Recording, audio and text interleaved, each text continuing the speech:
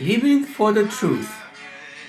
The fool has said in his heart, there is no God. They are corrupt. They have done abominable works. Psalms 14:1.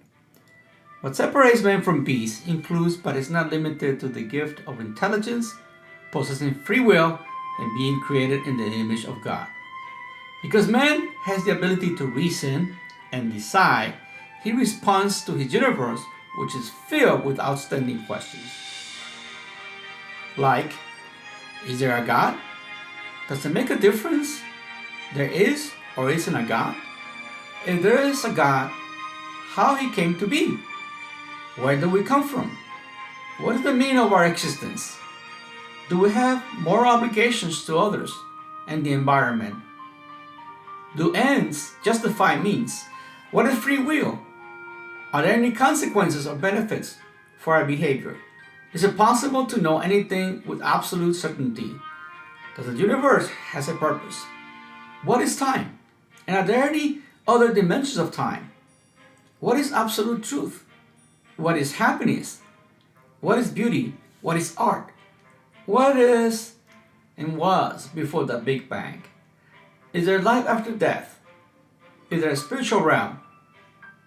How is God involved with man? Is the Bible written by the Spirit of God? Is the Bible errorless?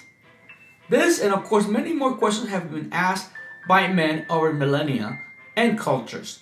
Pondering for the truth is in itself a gift from God. Making these questions does not offend a loving and secure God. On the contrary, He's always challenging us to seek Him and to discover His everlasting truth love. Taking the wrong road from His absolute truth is where it really gets complicated. The fool has said in his heart, there is no God.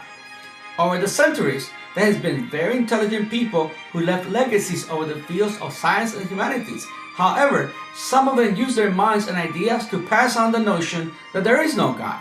To them, the universe is an accident caused by the Big Bang, and thus making every living thing a consequence of a continuous pattern of evolution in a never-ending motion. Mother Earth should be our God to worship. They argue that the Bible is an outdated book used to manipulate the masses. They look for questions of life based on men searching within men for answers. In addition, they propose the idea that there are no consequences for justified misbehavior to get to any means. Eternity for men is not essential nor real. Just like his body, which disintegrates after death, the soul and the spirit of man concludes upon this event. Accordingly, there is no hell or heaven pending once we die. These type of conclusions are the poisonous bait placed in every classroom in our schools. No wonder we have a culture which wants to cancel and destroy every form of infrastructure and declare a state of lawlessness. If the church, which has the authority from Jesus, continues to be silent concerning this threat and trend, the catastrophe in the horizon is horrific. Consequently, it is time to wake up and take back what belongs to the kingdom. You are called by Almighty God to make a difference and become an ambassador of truth for His glory.